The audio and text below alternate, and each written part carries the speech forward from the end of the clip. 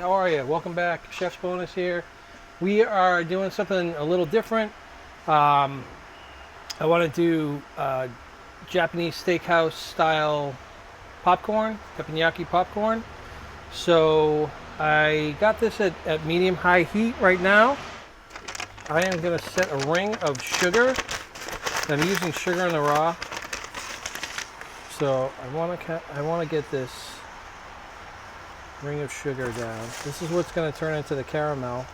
So it's similar to a kettle corn.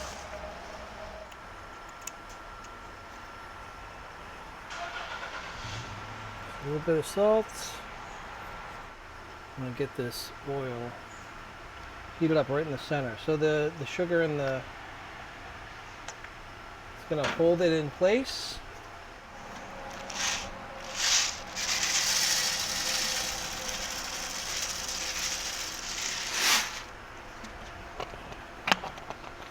And I have this dome.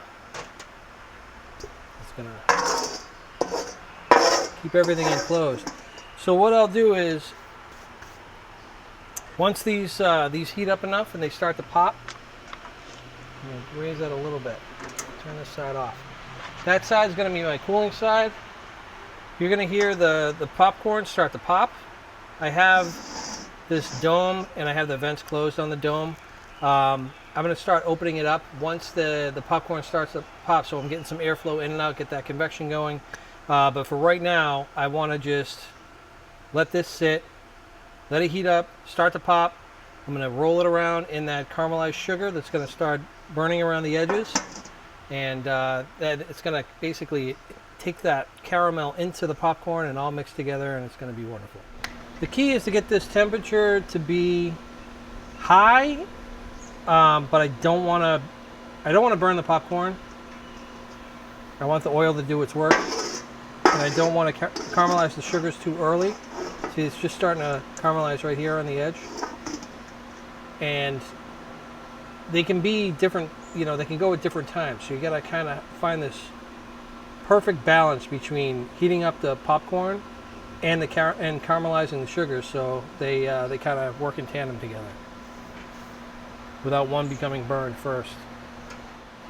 Once this starts to pop, I'm going to start rolling this dome around to get everything to move together. And I can know it's going to happen pretty soon because I can see the oil starting to thin out and my sugars are breaking down. It's like watching water boil.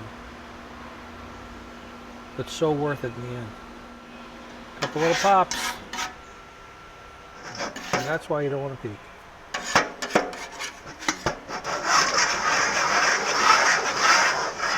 Alright, so I'm going to drop this down.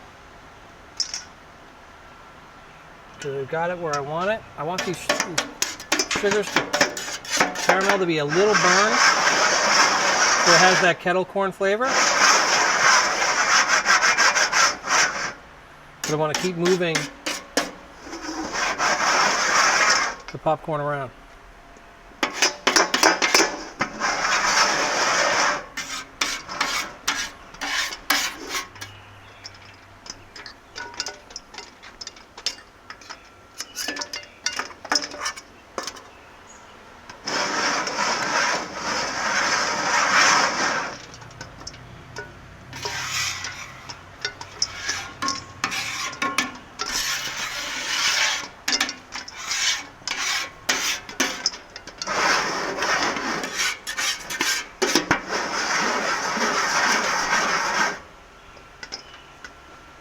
So now I'm going to the cool side.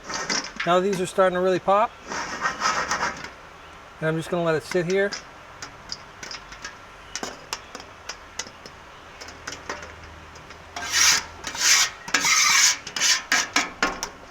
Drop this temp.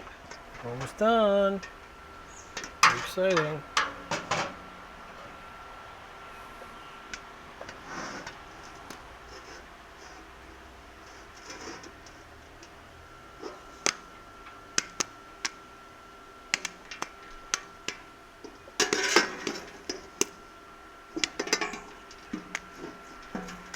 Look at that.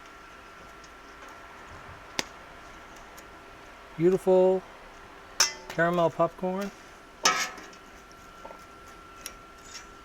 So it's all about that heat control and moving popcorn around so it doesn't get that burned caramel. It gets a kind of perfect. Ooh.